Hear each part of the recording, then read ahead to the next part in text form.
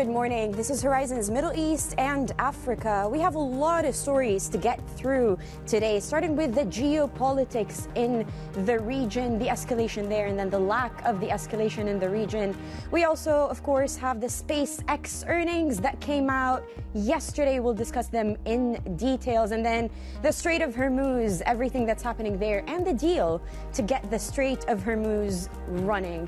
But before we get into all of that, let's take a quick look at where markets are sitting this morning. We've got S&P futures rising 0.3% this morning. Asia catching up with them 2.3% higher. But let's talk a little bit about the performance of the S&P. It was about 1.9% higher yesterday. We saw the Nasdaq gain a little bit, but also we saw a little bit of moderation in the movement there. MSCI Asia Pacific, as I mentioned, catching up, but specific names in the United States. SpaceX, its inaugural report yesterday. A lot of details to get through today.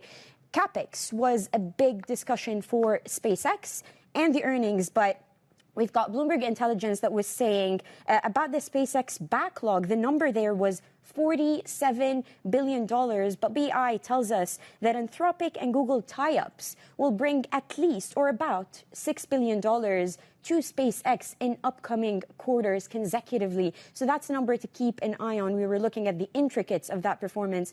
Nonetheless, the shares did drop in the after-hour trading, about 9% lower in after-hours. So we'll see how SpaceX fares later today. But let's also talk about Asian equities that are gaining slightly, well, a lot this morning after some moderation in the movement since the start of the week. The Kospi is gaining, so that is the underlying movement there. We're also keeping an eye, of course, on the yen's performance. Australian shares hit a record high, so that's a new one for us looking at this morning. But then Brent crude, President Trump speaking at an LA tarmac just moments ago, saying that a deal with Iran could be near over the next 48 hours, something to watch out for. He also said, let's wait and see, or let's see what happens there. We're also reporting on multiple discussions that are happening between Iran and Oman, for example, on opening up the Strait of Hormuz, some movement in the Strait of Hormuz to be seen over the next few days or so. Axios reporting that that deal could be imminent. So we'll watch out throughout the course of the day for that. And then the yield on the 10-year Treasury notes declining 1 basis point this morning. It's holding up gains so far over the past few days. It's been holding up gains from the previous sessions. This is as traders are curbing expectations for an interest rate hike. We're also keeping an eye on gold, still over $4,000 an ounce, a commodity to keep an eye on in the geopolitical sphere that we're seeing. But for a deeper dive into what is happening in Asia this morning, we've got Winnie Su in Hong Kong standing for us. Winnie, what do you have for us this morning? Yeah, good morning, Abir. Well, we are seeing Asian stocks staging a very nice rebound today with a gauge up more than 2% after 2 days of sell-offs and also tracking those gains overnight in the U.S. Of course, we do have a very supportive macro backdrop with oil prices easing, but also when you look at the factors that have really been driving the sell-off recently, including those higher bond yields and also the uncertainty around the AI spending, those have started to turn around as well. And that's why we are seeing the tech-heavy gauges in South Korea and Taiwan both rising more than 3%. As you just mentioned, Australia's benchmark hit that intraday record high as well. But flip before we take a look at that key sector to watch today, it is in fact the optical transceiver sector in Asia, because we've learned that the U.S. is reportedly drafting a ban on these Chinese data center components to protect its data center infrastructure. And you can see that the Chinese names, including the likes of Zhongji Inolite and Eoptolink, both falling more than 5%, while its competitors, the likes of Fujikura and also Sumitomo Electric, are also rising on the back of this. Now, we've learned that these Chinese manufacturers are in fact taking up about half of the market share globally. And that is why, for now, strategists are telling us that this is most likely going to be just a negotiation tactic between the U.S. and China because of the big reliance of the U.S. on these Chinese suppliers. Back to you, Abir. All right, Winnie, with all those market details, as usual, she'll be back with us in about 30 minutes. Now, returning to the regional story, oil prices slide below $80 a barrel on optimism. A deal between the U.S. and Iran can be reached that would reopen the Strait of Hormuz and free up supply that is trapped in the Persian Gulf. Qatar said an interim proposal had been drafted, and both Washington and Tehran signaled progress in talks to reopen the waterway. President Trump speaking just minutes ago, saying Iran would be very smart to make a deal. And for more on this developing story, we're now joined by Megan Sutcliffe, Principal Analyst for the Middle East and Africa at Sibylline. Megan, a pleasure to speak to you always. Let's start with the latest from the region. We were just listening to President Trump at the top of the show, or before the top of the show, speaking at the tarmac, saying that a deal could happen in 48 hours. But this is specific to the Strait of Hormuz. This is not the MOU that we were talking about a month or so ago. So the question is really simple. Where do we go from here? That is certainly the question that everyone is asking at the moment, given the renewed optimism that we're seeing from numerous US officials regarding the progress of negotiations with Iran and, of course, broader dynamics between the US, Iran, Oman, regional parties, and the Strait of Hormuz. In the next few days, what we're likely going to see is a continuation of the contact that has been occurring in the past week between Iran and Oman to negotiate some kind of settlement to reopen and coordinate the movement of vessels through the Strait of Hormuz. And if those terms are acceptable to the United States, further statements from individuals like President Trump and the US Secretary of the Treasury, Scott Bessent, indicating that the US is willing to support such an agreement. Megan, I know this is a difficult one to gauge, really, because we've been here multiple times before over the past 6 months or so. But given where things are now and what has been reported, do you think that we're going to see a genuine de-escalation starting with this Hormuz deal, or is this just a tactical pause to get things moving again, do you think? Well, at present, things do remain relatively unclear. And you're absolutely correct that this is certainly not the first time that we have been in this situation. The pattern of the US threatening to engage in major airstrikes targeting Iran and then claiming there has been a major breakthrough in negotiations is something we have seen numerous times in the course of this conflict. So I wouldn't necessarily say that this is a guarantee of imminent progress or a breakthrough. However, the combination of optimistic statements from the United States regarding dynamics in the region, the progress in the bilateral file between Iran and Oman, and broader market confidence in exactly what this deal could mean for reopening this waterway are cause for cautious optimism. And I would say that we are closer to producing an agreement than we have been over the past few weeks, even if that agreement is not necessarily guaranteed. Megan, we've also reported, Bloomberg has reported that Iran, behind closed doors, is softening to the idea of having nations, European nations, help in demining the Strait of Hormuz, despite some disagreements in the echelons of power there. Do you think that overall the stance of Iran is softening at the time being? Do they have the incentive to pull back a little bit, given where the United States is at the moment? I would say that currently Iran's position is relatively consistent in that it is unwilling to negotiate on certain principles that it has asserted both domestically and internationally. When it comes to the Strait of Hormuz, Iran has been very clear that it views its control of the waterway and its ability to collect various fees from vessels attempting to move through the waterway as a non-negotiable. However, subject to that principle being accepted by international parties, it is willing to negotiate on what exactly that agreement would look like, and of course any potential preludes to that agreement taking place, such as the deployment of European naval assets to engage in demining activities. So I wouldn't necessarily say that this move or report coming out of Bloomberg today is indicative of a broader softening of Iranian positions, but it does show that the Iranian authorities are still willing to engage with various international parties and display a degree of pragmatism, even if that doesn't necessarily translate into major concessions on key issues such as the provision of service fees and, of course, the threat of attacks targeting vessels moving through the waterway without Iranian permission.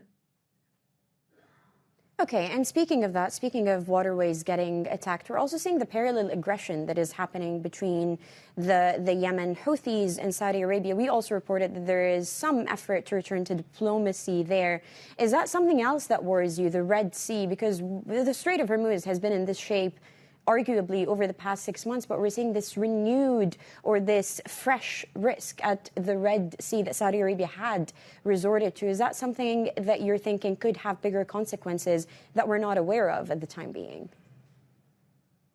Absolutely. This is a major concern for the region and particularly for Saudi Arabia. Of course, the implementation of the Houthi blockade on Saudi ports on the 20th of July is a major source of concern for Riyadh because that effectively cuts off the lifeline that Saudi Arabia has relied on throughout the course of this conflict, that being its export facilities on the Red Sea. That has been the way that Saudi Arabia has been able to maintain its export of key commodities such as oil, as well as engage in other broader import-export activity, both for its domestic needs and on the behalf of other states within the Middle East. And so the fact that we have seen increased pressure from the Houthis on this economic lifeline is a major source of concern.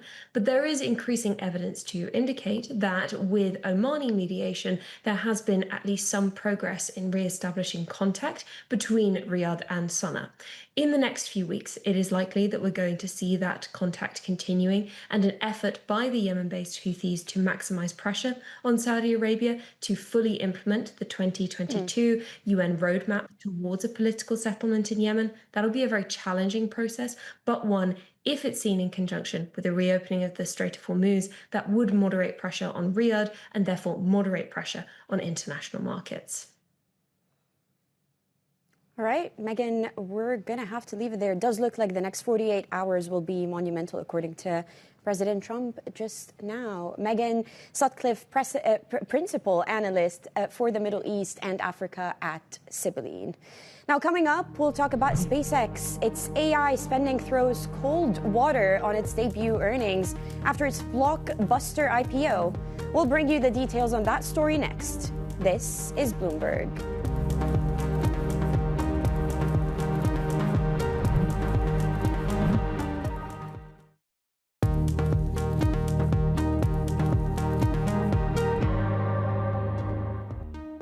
Welcome back to Horizons Middle East and Africa. SpaceX falls in after-hours trading after it disclosed higher than expected spending on its AI business, dampening the company's first quarterly report that broadly surpassed Wall Street forecasts. CEO Elon Musk told analysts that he expects the cadence of AI development to improve dramatically and that SpaceX would reach $100 billion in annual run rate revenue by the year's end. So to discuss all of this and wider market moves, we're now going to get more from Bloomberg's Anthony Stevens. Anthony, good to have you with us. Tell us more on those earnings from SpaceX and why has the AI spending made investors quite jittery?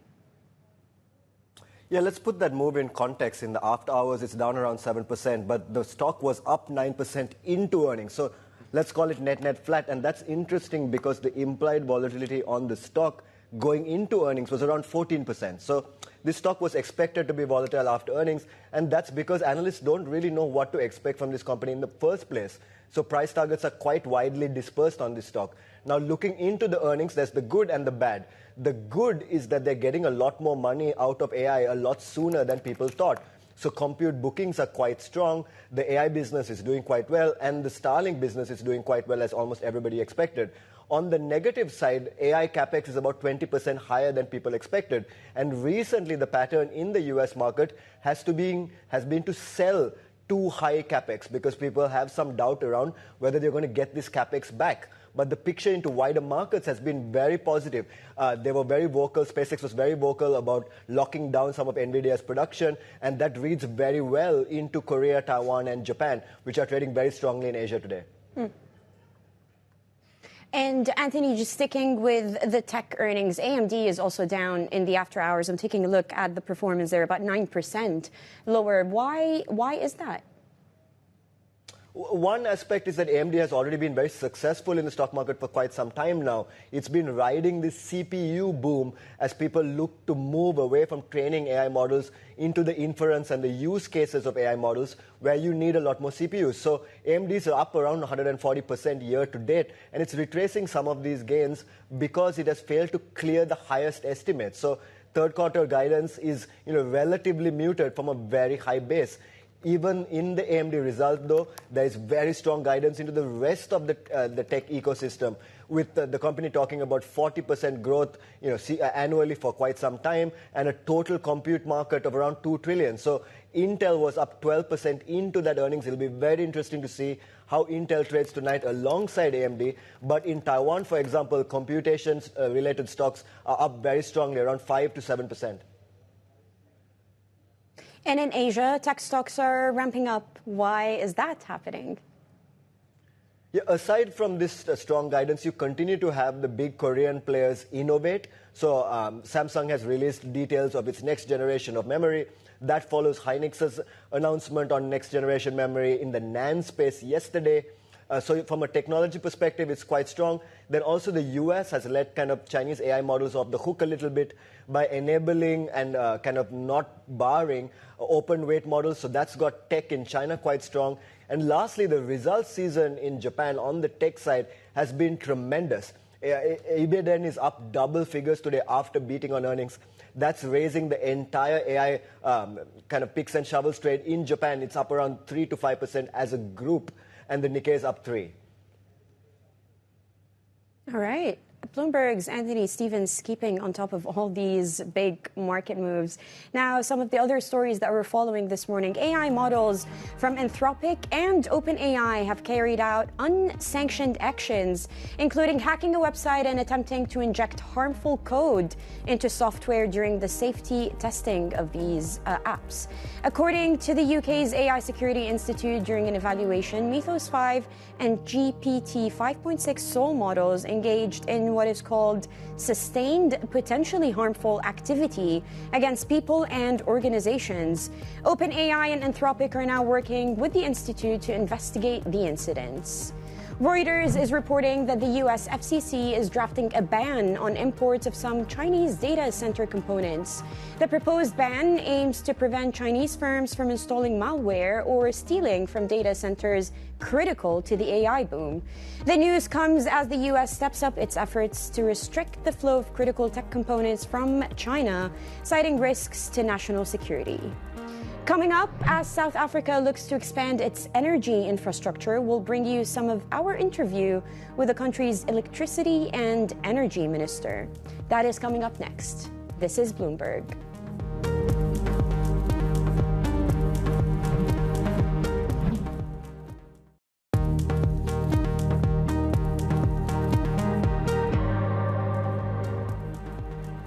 Welcome back to Horizons Middle East and Africa. South Africa's energy and electricity minister says the country has received firm commitments from Chinese companies to expand its power infrastructure.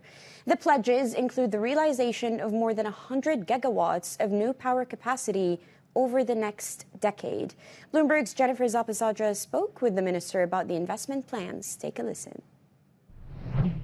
You know that South Africa is the most industrialized economy on the continent. We serve as a battery for the region. By that I mean we supply all our neighbors with electricity. We account for about 75% of the total installed capacity in the SADC region, just over 50% of installed capacity in Sub-Sahara. So what some of these actors, especially on the transmission side, we're looking to work with them to build what we call the regional interconnectors to allow us to have sufficient capacity, more than we do now, to transport the electrons, or if you like, the electricity into neighboring countries, because we are seeing more and more investments in the neighboring countries on mining and beneficiation. Just our region alone, the South African development region there, we account for 30% of the known critical minerals, which are going to undergird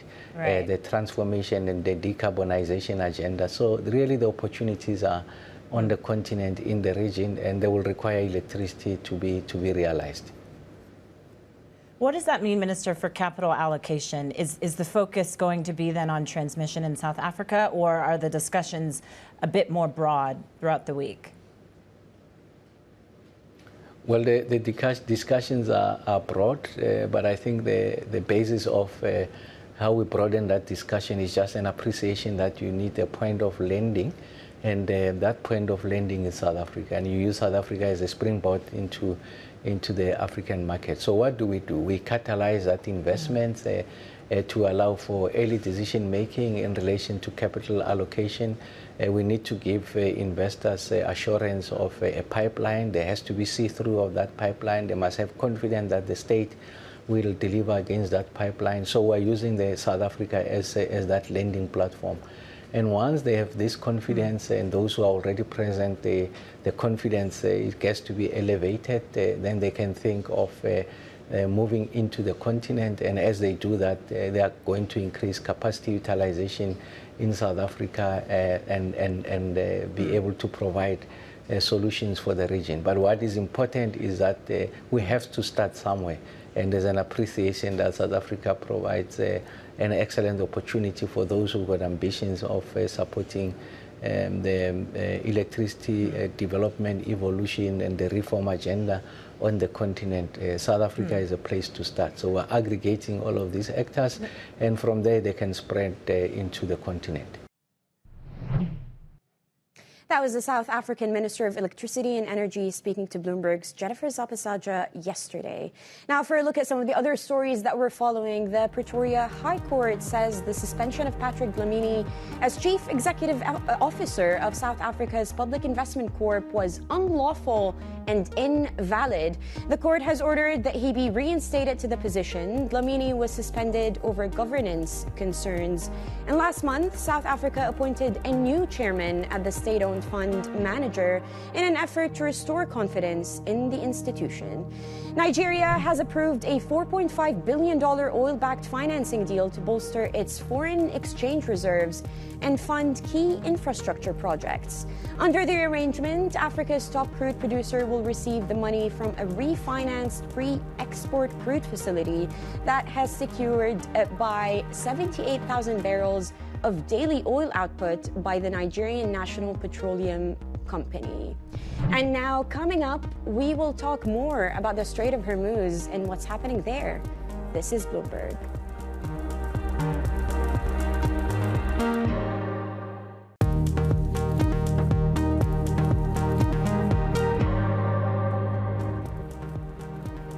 Good morning. This is Horizon's Middle East and Africa. Our top stories this morning. Deal hopes rise. Oil prices fall for a third day as progress builds towards reopening the Strait of Hormuz. Qatar says an interim proposal has been drafted with both sides signaling progress in talks.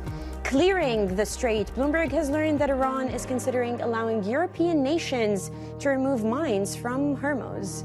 And AI spending hits, SpaceX shares fall despite a revenue beat as investors focus on soaring AI investment and weaker cash flow. It's just gone 8:30 a.m. across the Emirates. I'm Abir Abu Omar in Dubai. Let's take a quick look at where markets are sitting at 5:30. We're still taking a look at U.S. futures, 0.3 higher. Asian equities taking their cues from Wall Street today, 2.1% higher. Brent crude about 8% lower, and then the yield on the 10-year notes in the United States exactly 1 basis point lower this morning. keeping a persistent performance over the course of the week. But let's take a look at some of the individual names. We're focusing in, of course, on SpaceX, its inaugural report yesterday that disappointed markets, it looks like. In the after-hour trading, the stock did fall 9%, and it hasn't been able to maintain its performance since the IPO over the summer. It's well below that IPO price, taking about $1 trillion from its market value, and also the status of Elon Musk as the world's first trillionaire. And so our Bloomberg intelligence colleagues have pointed out an interesting fact about the report, and that is the backlog number at about $47 billion. Again, BI says that Anthropic and Google tie-ups with SpaceX will generate or will give it about $6 billion at least, or about that number in the coming couple of quarters in the year. So something to keep an eye out on, aside from the basic numbers that we've taken a look at yesterday in the report, aside from that capex number that we've been talking about. But then Asian equities, again, as I mentioned, doing very well today. The Kospi is gaining, the constituents there are gaining. We're taking a look at the yen, the intervention that we've spoken about at the top of the week. The yen is holding steady, but the performance has stalled a little bit since the interventions that we've reported. And then the Australian equity benchmark, Australian shares have hit an all-time high. So that is a size and scope that we're taking a look at. We'll talk more, of course, about Brent crude prices, what is happening there, what is happening in Hormuz, and what is happening in the efforts to reopen the Strait of Hormuz. But some breaking news just now. India's central bank holding its repo rate. So the RBI says that 6 out of 6 MPC members voted for the rate decision that was widely expected. India's central bank leaves the key rate at 5.25%. The estimate was 5.25%. Now, for a look at what is happening in Asian markets, we've got Winnie Su for us again in Hong Kong. Winnie, what do you have for us? Yeah, morning, Abir. As you just mentioned, a very nice rebound in Asian stocks today as we see the gauge up more than 2% after 2 days of sell-offs. And of course, it is tracking those gains from the U.S. overnight, but also the more supportive backdrop, especially with oil prices easing amid that optimism of potentially a deal to come when it comes to the Middle East tensions. And here you can see that the tech-heavy gauges in Korea and also in Taiwan are up about more than 2.7%. And when it comes to the Japanese yen, well, it is still front and center. But today we're seeing just a bit of a strengthening, but still very close to that 157 or 158 level against the dollar. We did hear from Scott Bessent again that the U.S. will take whatever to support Japan. But the key focus is to support a quote-unquote stable yen. And that is exactly what you are seeing right now, that the yen is really stabilizing here around those levels. So we will see how sustainable that yen rally really is. Now, flip the board, we take a closer look at where the Korean market actually is, because interestingly, want to point to you that after this recent correction in the Kospi, right at one point, from the peak to the trough, we were down about 40%. And with that, volatility also coming down as we're seeing these leverage bets being washed out from the market. So now potentially we are seeing a bit more of a supportive environment for the Korean market, given less volatility. And that's potentially why we're also seeing foreign investors stepping into buying these Korean stocks today. Back to you, Abir. All right, Bloomberg's Winnie Su in Hong Kong with her usual market updates. Now back to the regional story. Iran is considering allowing European nations to clear mines in the Strait of Hormuz to restore safe shipping and advance peace talks with the United States. While Tehran has publicly maintained that foreign nations cannot demine the crucial waterway, private meetings in recent weeks indicate that that stance has softened. For more analysis, we're now joined by our oil and shipping reporter, Wei-Loon Soon. Wei-Loon, good morning.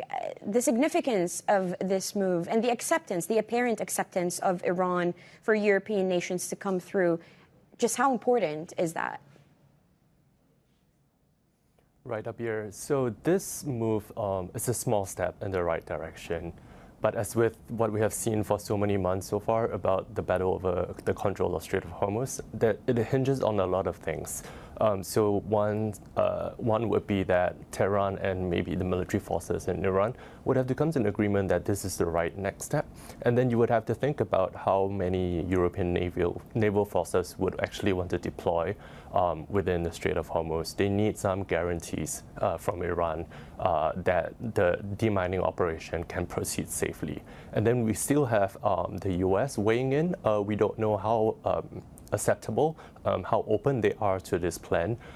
So there are many different factors to this, but we do all agree that demining within the strait is very crucial for shipping to regain confidence in sailing through the choke point.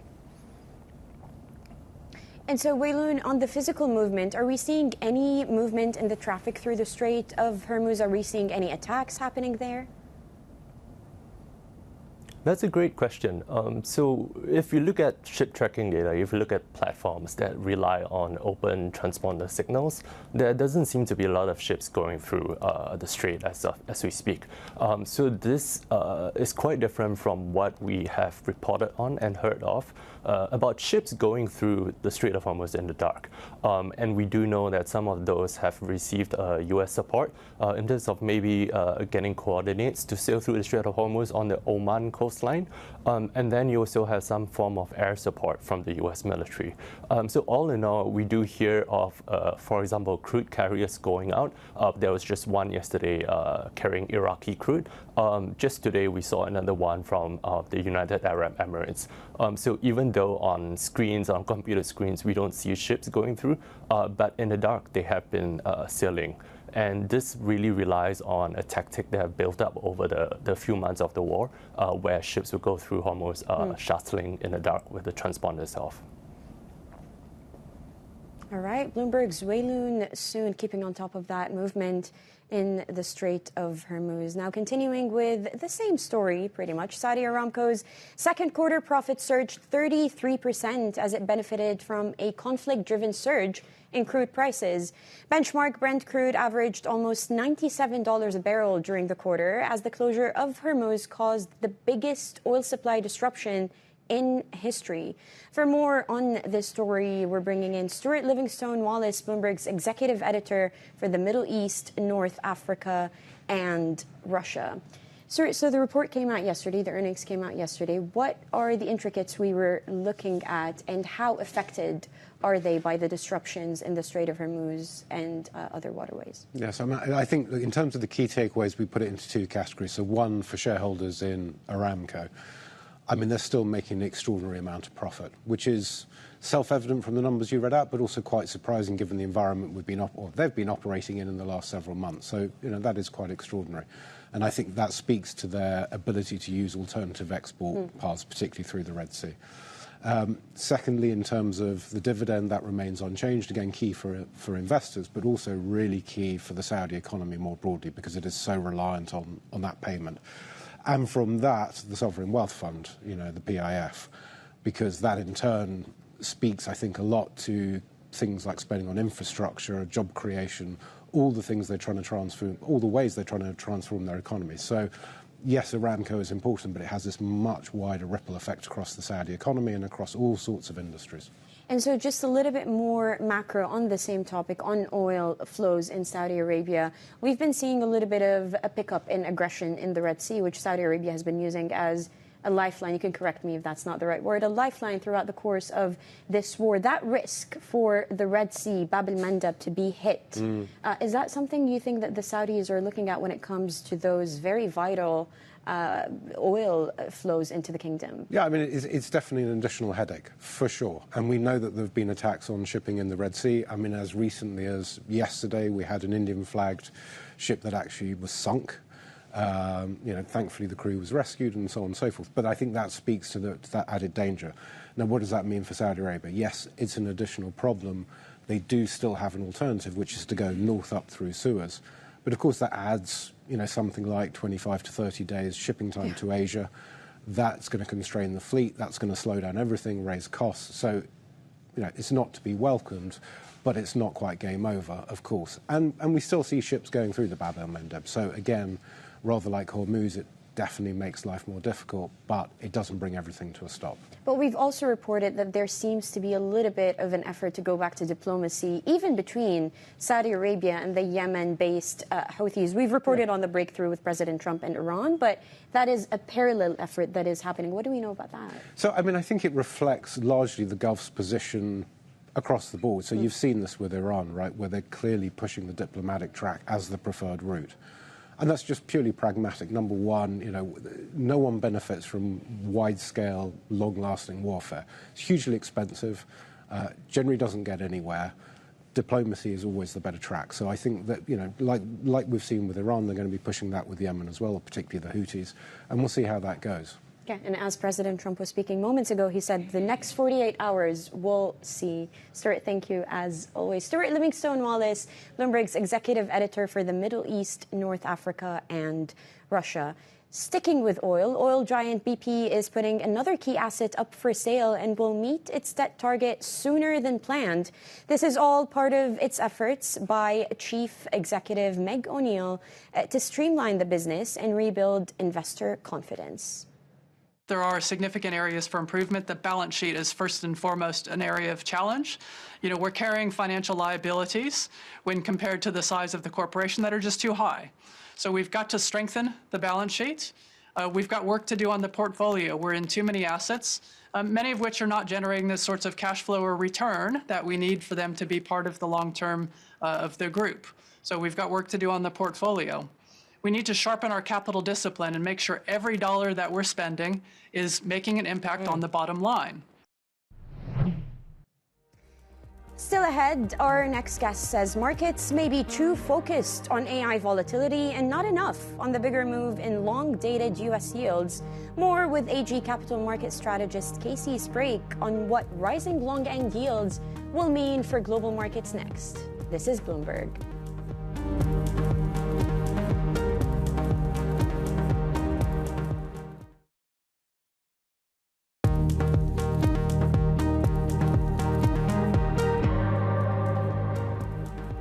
Welcome back to Horizons Middle East and Africa. Brent crude is holding below $80 a barrel on hopes for progress towards a Hormuz deal, while Treasury yields remain lower as easing oil prices reduce pressure on the Federal Reserve.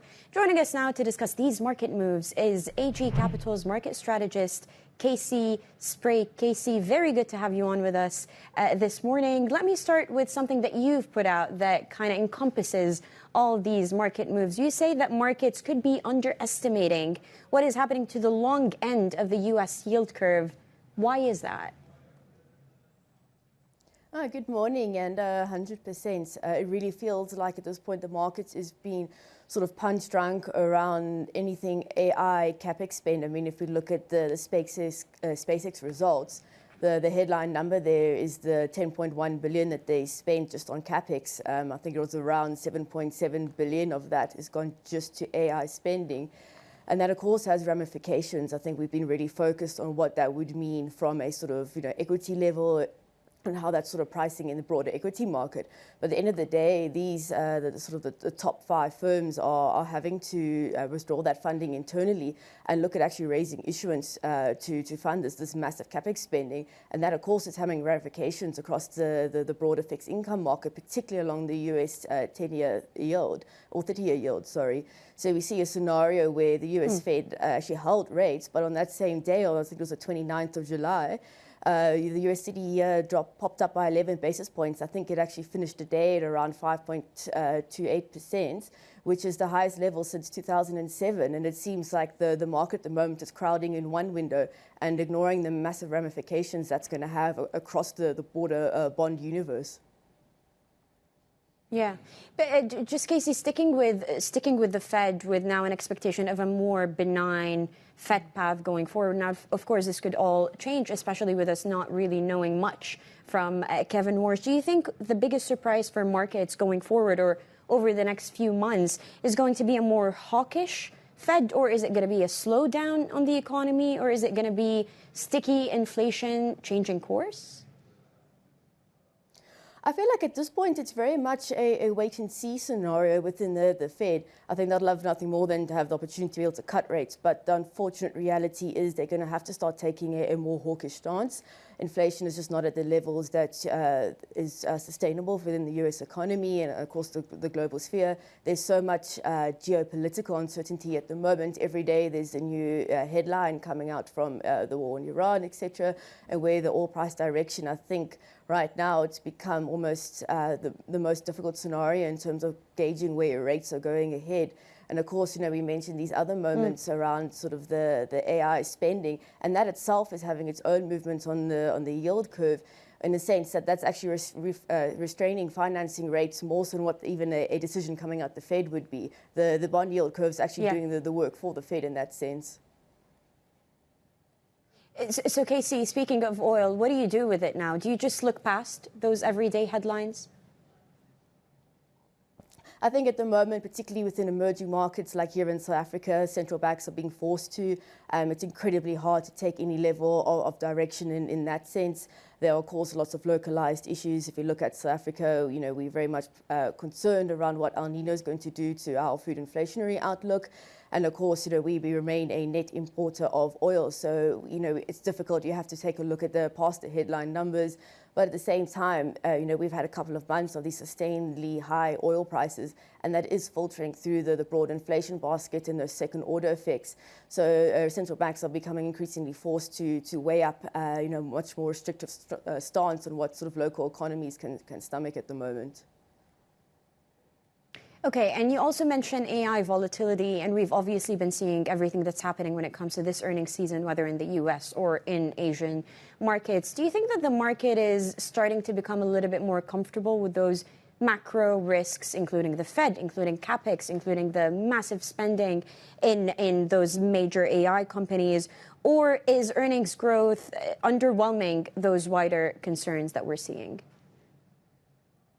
I think the earnings growth is for sure underwhelming at this point. We're starting to see the nervousness in markets now around this, where the sort of blown out capex spending is moving, and what it's now having actually the effect in the sort of in bond yields. I mean, a great case study of this has been the blowout that we saw from the Situational Awareness Fund. I think it's probably going to become a case study for universities sort of going ahead. So markets are becoming increasingly nervous and are having to start sort of baking that into the outlooks going ahead. Just at the level of cost of refinancing that debt and the way that moves through transmission channels in terms of thinking your currency moves, your local sort of bond yields, and again, just at the cost of debt, it's restraining economies far more than what a decision that's coming out of a central bank is. All right, Casey, we will have to leave it there today, but thank you, as always, for your time. AG Capital's market strategist, Casey Sprake, joining us there. Coming up, we will have an interview with Sasol's CEO as the South African petrochemical company charts oil market swings amid tensions in the Middle East. That is coming up next. This is Bloomberg.